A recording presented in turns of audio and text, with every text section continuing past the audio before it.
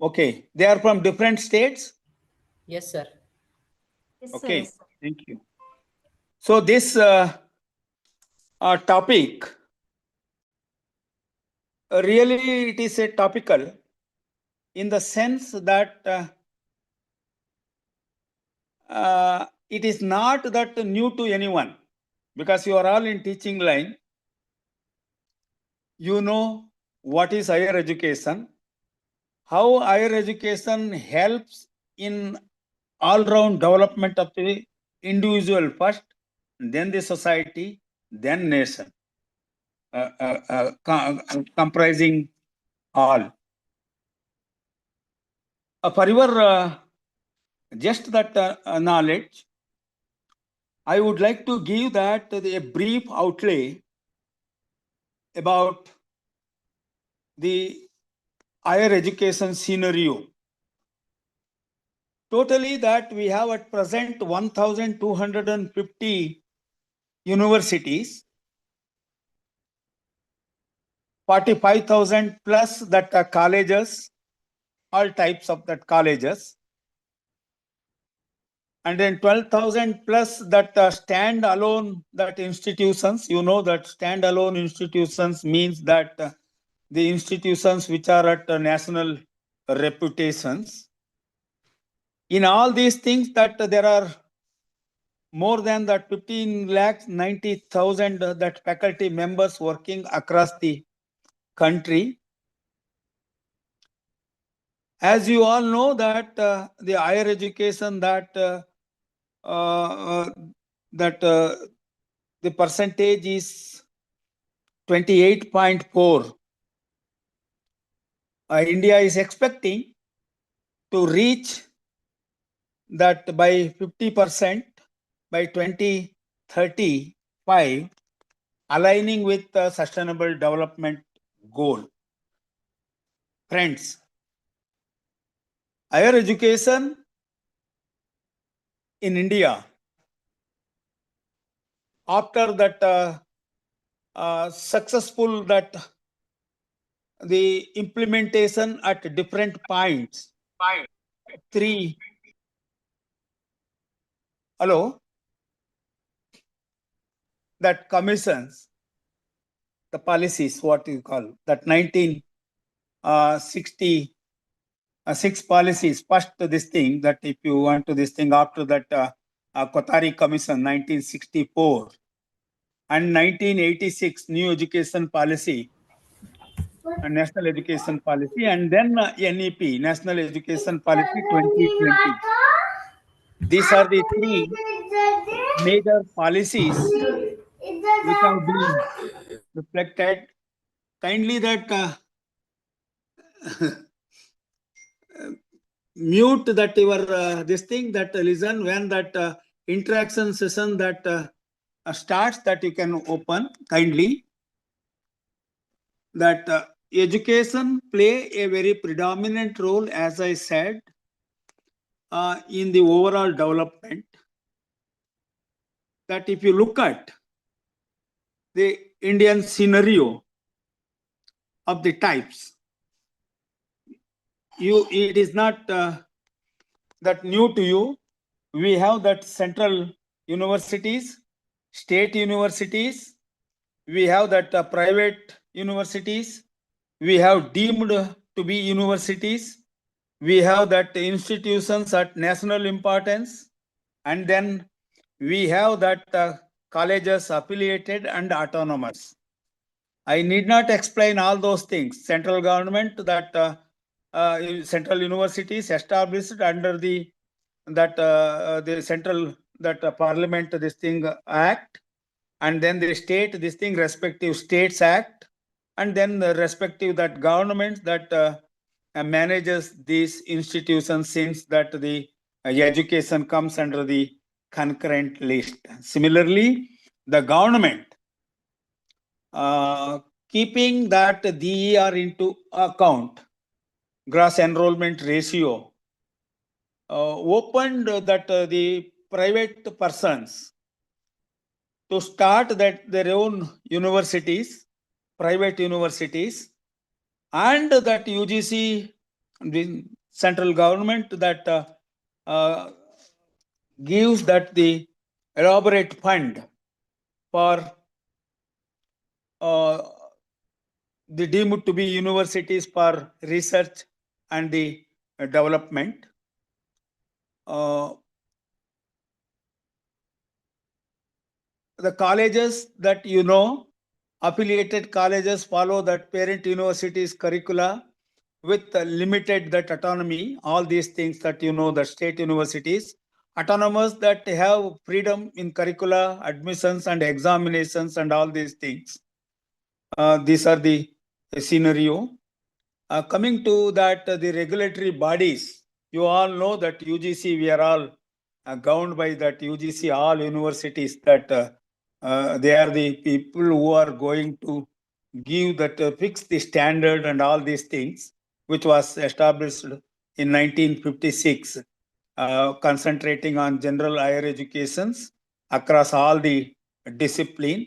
And the like that AICT is there, All India Council of Technical Education, which was established in 1987, concentrating on that engineering, management and pharmacy colleges. So we have that the quality assurance and accreditation that the facility through that the NAC, National Assessment and Accreditation Council, which was established in 1994.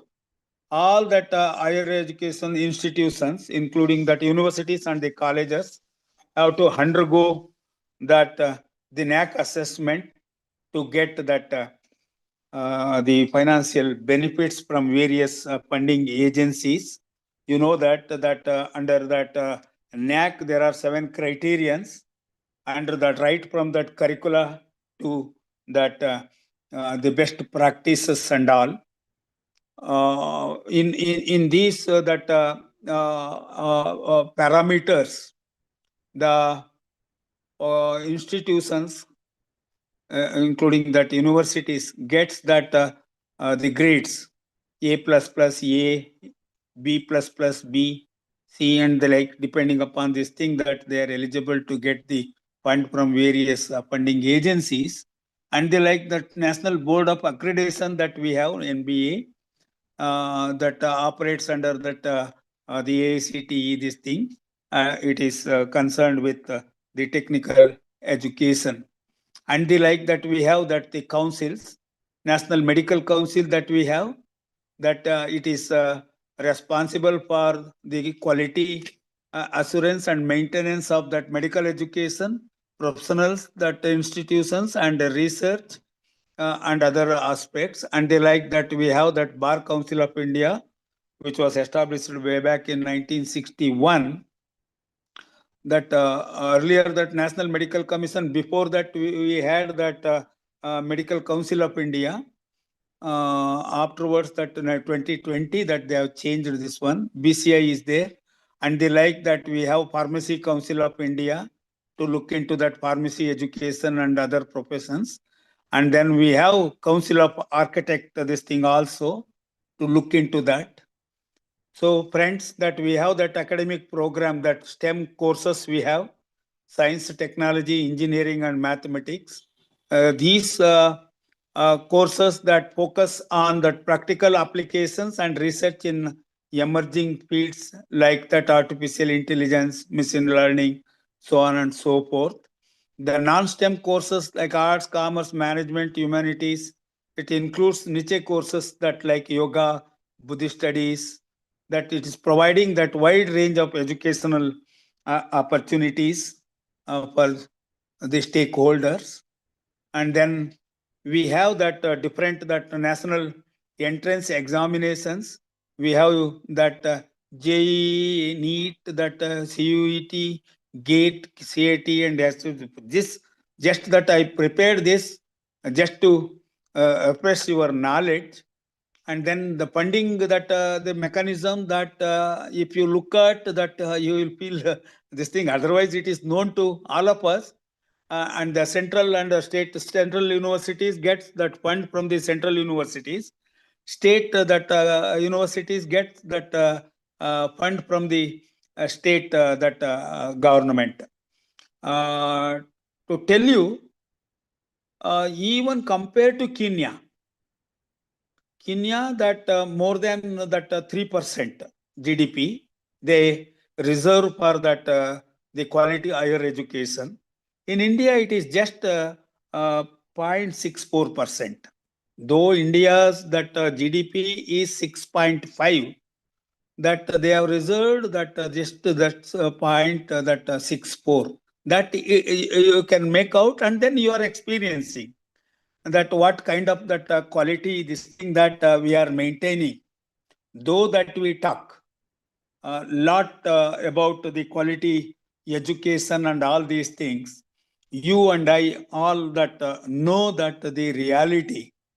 So what kind of that that just you recall that the 7 criterions right from that curricular development down to that infrastructure, that research and examination, this thing and all these things, criterions, that how that the government or that CSR or other funding agencies that are supporting the universities and the colleges for maintaining the quality and all these things. And then the private that funding that universities that they get that this thing than the private sector. A private sector that is playing a pivotal role in all aspects, because India being a very vast country in the population wise, in all respect, it stands that second in the globe. Earlier it was third, just 7-8 years back that it has come to second this thing in terms of that the volume. But in quality that we are going to discuss in the rest of the slides, then PPP model also is encouraged.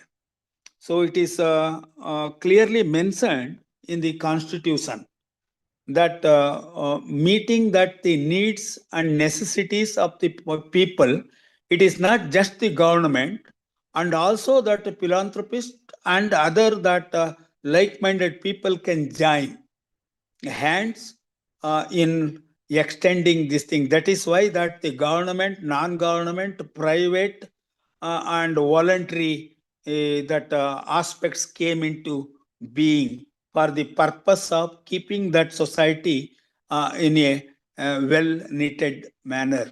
Just to increase that the gross enrollment ratio, the government that introduced so many that scholarships for the needy. You know that society is not uniform, that it is not this thing, that there is a lot of that this thing, hierarchy is there in all aspects, socio-economic and all these things. The various that the scholarship schemes that helps the people to bring that just that the inclusiveness among the people, so that they join together in the mainstream to develop the country. I'm not going to explain all those things, just for your just that knowledge that I bought it. That if you look at, I already mentioned how that GER that is increasing this thing, that 28.4%, that's hardly that we are expecting that to reach that 50% by 2035. That if you look at that the sustainable development goals number 4, that quality education it speaks of, that National Education Policy 2020 is aiming at to work that the modalities to maintain the quality. The gross enrollment ratio, and then male and female, and then that the inclusive growth, that SC, ST and OBC, how steadily it is increasing day by day. That is a very welcome trend. But the thing is that how good we are in preparing them a all-rounded personality of the students, comprising their physical, mental, moral, emotional, and spiritual quotient. Because 64.8% of youths of the globe India represents.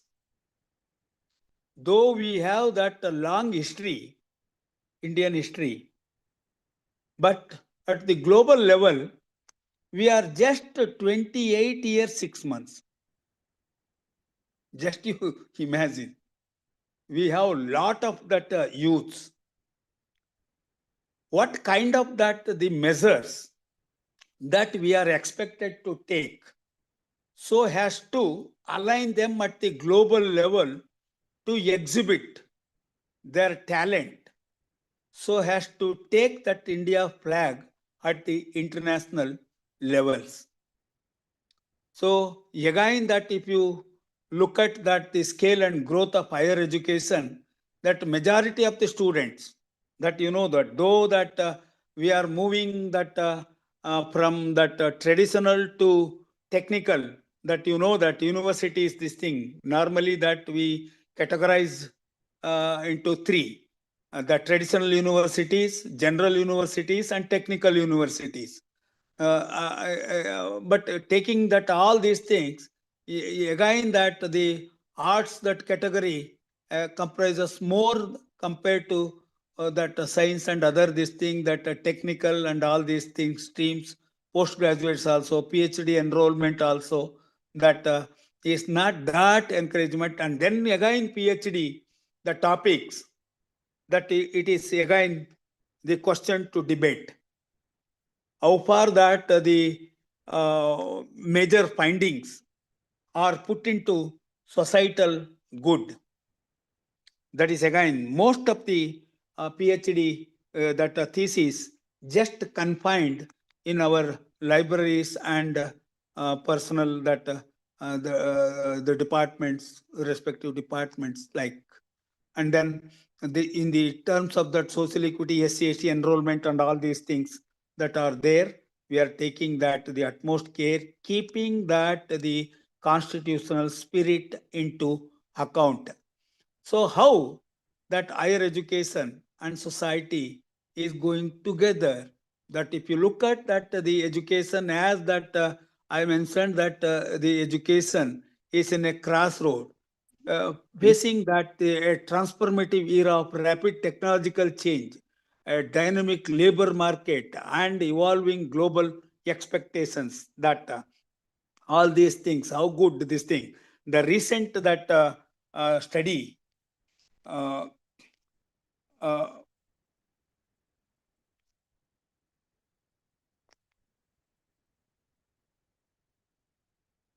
I am not changing, slides. Hello? Yes, sir. Am I audible? Yes, sir. Slide I am not changing. Okay? Yes, sir. Moving, sir. Slides is moving. Moving now. Yes. Now, sir. Okay. Okay. So, are we going in the right direction? Or you want me to change? Yes, sir. This means what? The moving, sir. Slides is. Okay. So, higher education acts as a mirror of societal values, while also serving as a crucial engine for shaping a nation's future. That it is known to everyone, knowledge play a very predominant role. That to 21st century. Just you recall that when I was teaching in the university, while talking that the HR, I was telling that to run any that organization, this thing that we need 4M: man, money, machine, and man, money, machine, What other things? What is one more? Can anybody? Man, machine, money? Material. Yes, good. And material. Okay. So now 1990, 2019, sorry, 2019 onwards, after that corona, you all might have that changed your mode of teaching, blended mode, sudden shift. So all that people who are working in that industries and other places, MNCs, just they confined themselves at home and started working. So what a kind of that the changes that have taken place. That is the beauty of our innate capacity. So the fundamental purpose that of higher education is not just that merely preparing our students for the job. It is for preparing the students for overall development of the personality comprising physical, mental, moral, emotional and spiritual.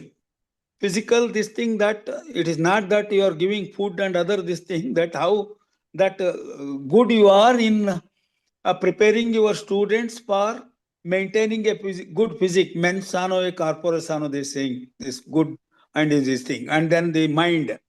Milton long back said, mind is in its own place, makes the yavan of L or L of yavan. Like that. So, similarly, that emotional, that balance, quotient matters, and then the moral, this thing is important. So, as you all know that every country has its own identity.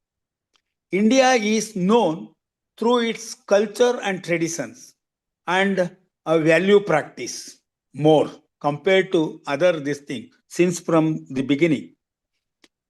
So maintaining that good this thing is very important, and the higher education play a very predominant role in preparing the students, the education. The relevance that lies in its ability to adapt to rapid changes, and then now that critical thinking and analytical that thinking, and then contributing to societal progress, how that it helps in all these things. Next slide that I am going to speak on that.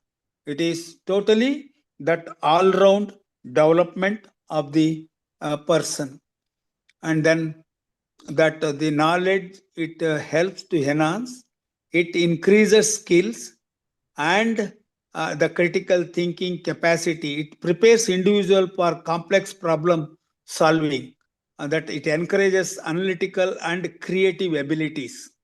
I remember in one of the convocations, IIT Roorkee, I think, Kumaramangalam Birla was invited to be the chief guest. While speaking, all the students that were carrying their degree certificates and sitting in the hall, Kumaramangalam Birla mentioned, friends, I don't want to see your papers. I want to see you in the workplace, in your respective places, where that you can find solution, simple solution to a complex problem. Just you imagine, simple solution to a complex problem. No problem is a new problem. So if you think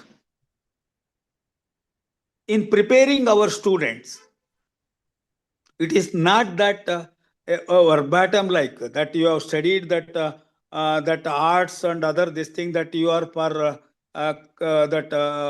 supporting personnel job, and then you are a technical man, that you are a technical person, you are something that you are in that. No, it is not like that. How good you are in finding that solution to a complex problem in a simple way, and then how that you are going to accumulate that your that economic positions, that strengthen your economic positions, how good you are in that doing your job for fruitful that gain, and how good you are in innovation and the social progress, just how good you are in doing things like that, and then how good you are in that the transformation, that mobility possible only when you are good at subject, not only in subject, in all around.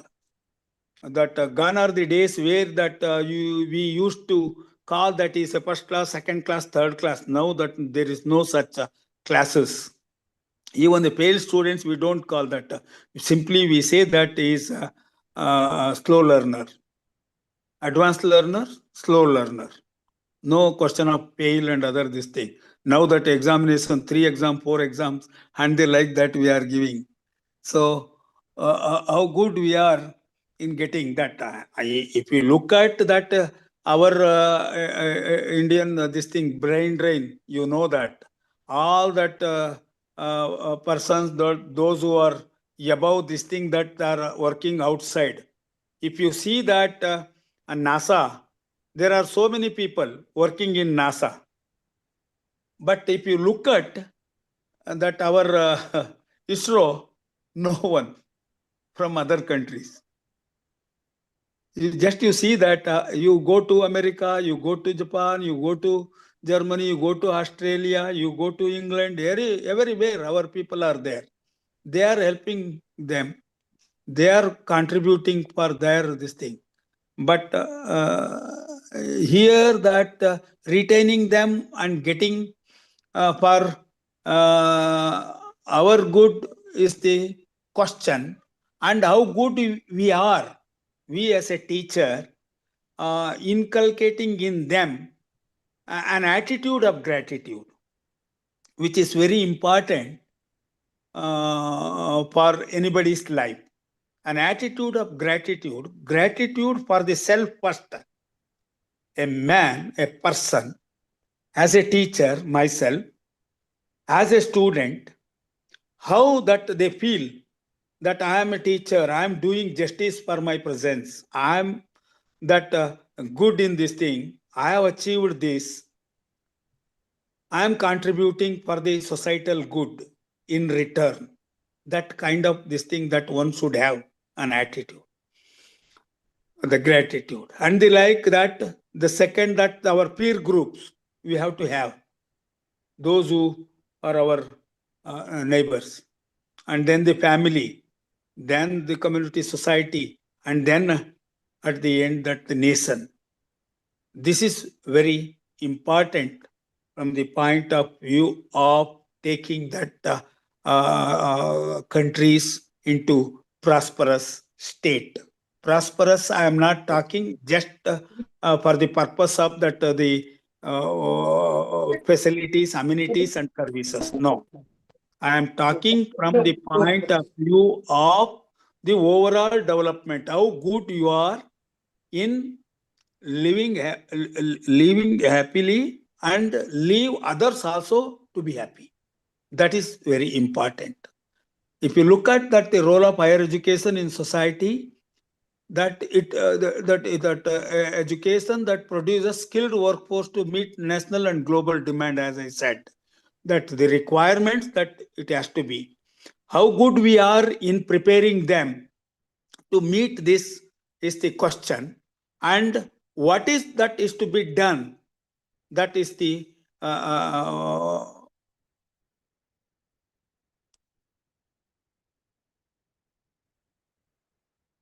thing. And then that supports economic competitiveness. As I said that there are studies how that graduates earn, how much that, how many times more than that the high school that person graduates, or whatever this thing you call a PU or master degree. It varies. It varies. How that it increases, more the income, more the prosperity, and then more that the quality education, knowledge, it creates knowledge. What is that research you are doing? Research for knowledge creation. And innovation is possible only when that you put that your this thing effort in a quality research. You can innovate. What lot of changes have taken place, that artificial intelligence, now that you say, machine learning, then robotics, all sorts of this thing that you can, this thing, it is possible only through the quality education. How good we are in doing discharging all such things, that this thing, and then it conducts research that drives technological, scientific and social advancement, that it is doing for the purpose of societal good. Higher education play a very predominant role in toto, keeping everything this thing. You think of that Nalanda and Taxila down to 1634, that Harvard universities, how it was started, and then 18th century and 19th century, how that educational revolution across the globe has taken place. And India, and now that especially that 1970, 80, how that it is moving so fast. Of course, that we are increasing the GER, but the quality again is in the question. But it is that imperative to look into, so as to that keep that society in a very befitting way, what you call that the organized way, that the education that encourages problem solving for real world challenges. As I said that ಒಂದು ಗಾದೆ ಹೇಳ್ತಾರೆ ಕನ್ನಡದಲ್ಲಿ, ಇನ್ ಕನ್ನಡ, ಮಾತು ಬಲ್ಲವನಿಗೆ ರೋಗವಿಲ್ಲ, ಊಟ ಬಲ್ಲವನಿಗೆ ಮಾತು ಬಲ್ಲವನಿಗೆ ಜಗಳವಿಲ್ಲ, ಊಟ ಬಲ್ಲವನಿಗೆ ರೋಗವಿಲ್ಲ ಅಂತ. The person who knows that the food, this thing, that never get that the diseases, and the person who talks in a way positively, that never that quarrel with anybody like. And then as I said that it is the education that facilitates that social mobility. So the people move from one place to another place for gainful employment and the societal that status and all these things, social status, that Indians are more concerned. If our children are there in US or England or Australia or any this thing, that we proudly say, my son is working, my daughter is working, and they like, my wife is working, my husband is working, and they like such a kind of this thing. And this mobility, it is not just that is going to create that the facilities for the person, and also that the vicinity also develops such a kind of that the power that the higher education, that the quality education has. And then the education provides opportunity for upward socio-economic movement. As I said that it reduces inequalities by empowering marginalized group.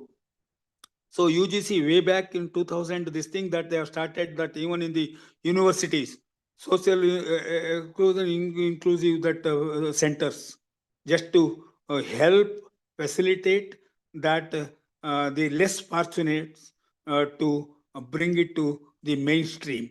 Similarly, in the society also, the respective government, respective that authorities are that adopting through this the vast knowledge, Vasudhaiva Kutumbakam. The India strongly believes in that. So it sees that the welfare of all, such kind of this thing, and then that it helps that the cultural preservation and exchange. culture play, though it is intangible. You can't see the culture. You have culture. What is culture means? What you have is the culture. What you know is the civilizations like.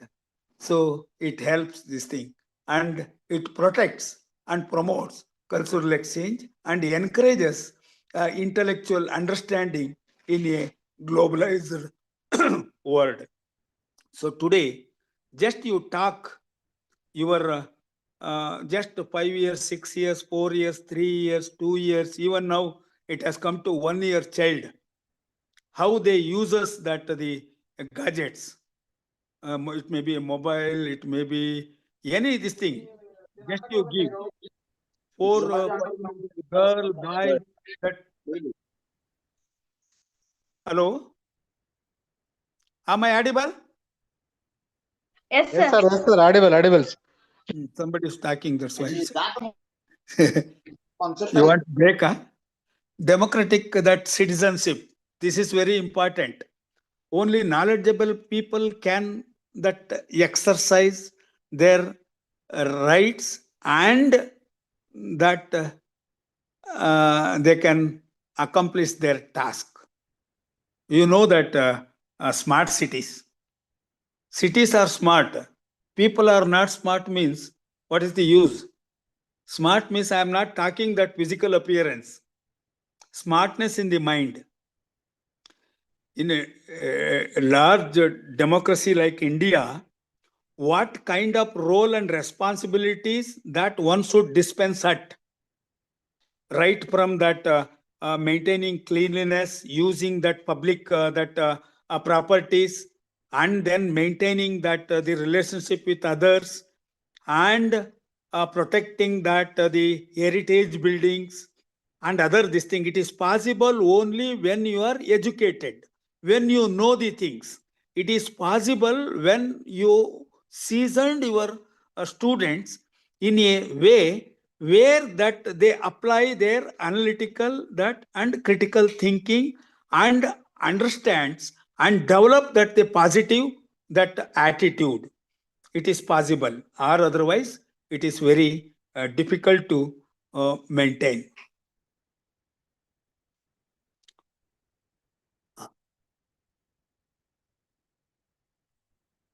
So what other this thing? So coming to that, it develops critical thinking and informed decision making and all these things, because it fosters civic engagement and responsible leadership. It is not that you are just there, you are also doing good work in the society. Coming to the challenges, that availability and equity is the challenge. Educational quality is the challenge. Facilities and financing is the challenge. Administrative control and regulations is the challenge. Technical gap is the challenge. Research and development shortfall is the challenge. Overload and capacity problem is the challenge. Worldwide competition is the challenge. Work linkages is the challenge. Cultural and social obstacles is the challenge in higher education today. How is that we are going to overcome such? So if you can able to participants, instead of listening to me, if anybody start that availability and equity challenges. Availability, I'm talking that the colleges, universities, though we have 1,250 and add, though we have that more than that uh, 45,000 colleges and all, it is not uniformly that spread. It is there in some places, every corner. In some that villages and the remote places and tribal areas, no schools, no colleges. So this is the challenge to maintain that equity. Can anybody talk like that? that educational quality